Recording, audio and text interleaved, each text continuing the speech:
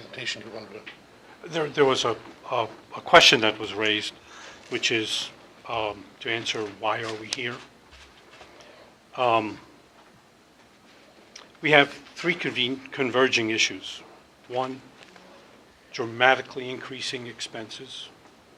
Two, continued flat or reducing revenues. And three, depletion of previous reserves. In the last 7 years, we've increased expenditures in the county 28%, while revenues have only increased 12%. That's a 133% difference. Imagine doing that with your home finances. Last year, the Board of County Commissioners was presented with a preliminary budget that was $7.8 million more in expenses than revenues, 26% more than revenues. Again, think of it in terms of your home finances. When you assume you're going to have to spend $50,000 a year on expenses when you're earning a salary of $40,000. In 2017, the preliminary budget projection projected an 8% reduction in revenues and requested an increase in expenditures of 7.9%. A 24% increase over the prior year, generating a 31% revenue to expense spread. The Board of County Commissioners fought to adopt a budget that brought expenses down to $4.1 million over revenues, which ultimately reduced reserves to the minimum allowed by county resolution, which is 9%. When the 2017 budget was adopted, it was identified that for 2018 and beyond, either revenues would need to be increased via a lid lift proposition or a sales tax increase, or expenditures will need to be dramatically reduced. These proposals can be enacted by resolution from the Board of County Commissioners and placed on the ballot in November and still impact the 2018 budget. Again, thinking of it as your home finances, imagine you decided to spend $44,000 instead of the $25,000, knowing that your salary is $40,000, and then take $4,000 out of your bank savings to support that expenditure. That's what the county has done. Because the county reserves are only 9% by mid-March in 2017, prior to the county collecting April property taxes, the county's cash balance was $170,000 roughly, dramatically identifying the need to increase the 9% reserve requirement. With this information,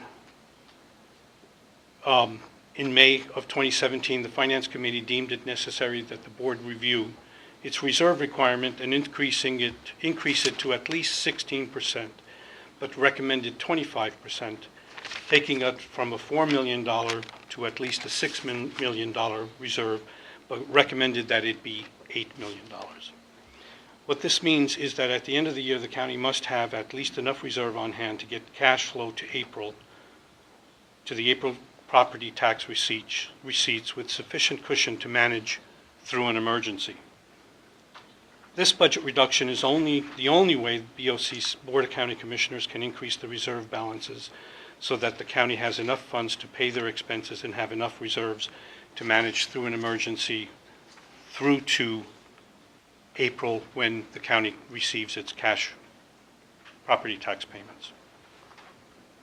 The problem: every year, most departments play a game of asking to increase their budgets with no consideration of how to pay for it. In 2016, the Sheriff's Office requested an increase in their budget to $17.4 million. In 2009, their budget was $9.5 million. This is an 83% increase. How does any department expect county revenues to support such an increase? In 2017, the Sheriff requested an increase to $15.1 million. From 2009, this would have been a 60% increase. Again, how can this be sustained?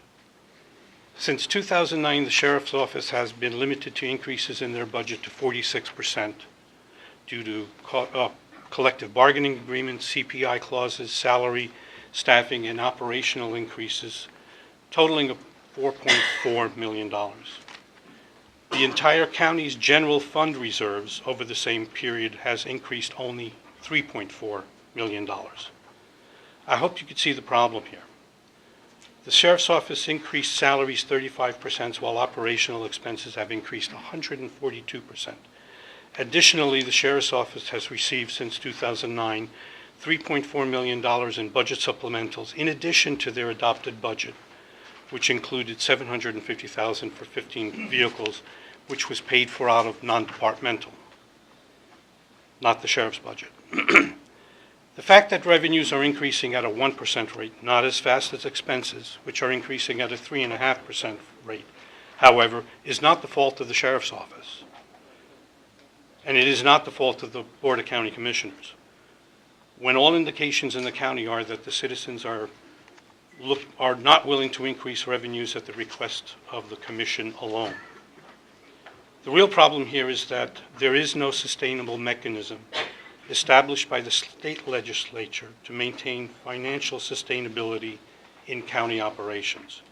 When taxes and revenues increase 1.5% annually, and we have salaries and expenses increasing almost 4% annually, the only way to sustain a reasonable reserve balance is to continually reduce our expenses, our workforce, and/or to continue reducing services.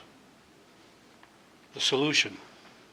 The Board of County Commissioners must define its priorities of government through an extensive strategic planning effort.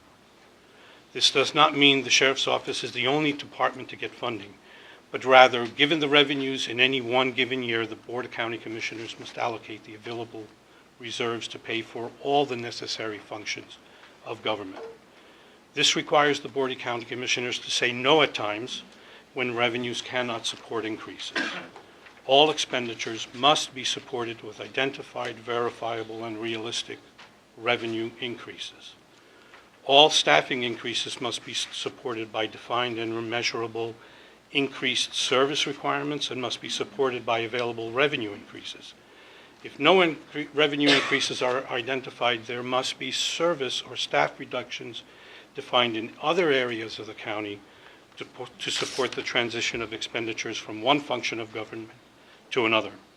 With limited revenues, all increases in one function can only be supported by an equivalent decrease in another function. All salary increases must be supported with service improvements to include defined collective bargaining agreement performance improvements, measurables.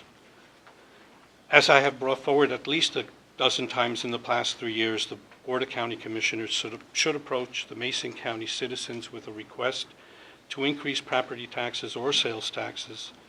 They must define in advance how the Board of County Commissioners will allocate these increases and what improvements will be made. If unsuccessful in this endeavor, all county departments must be reticent to live within the confines of the existing annual revenues. That's just an answer towards how we got where we are, what the problem is, and what might be opportunities for solutions.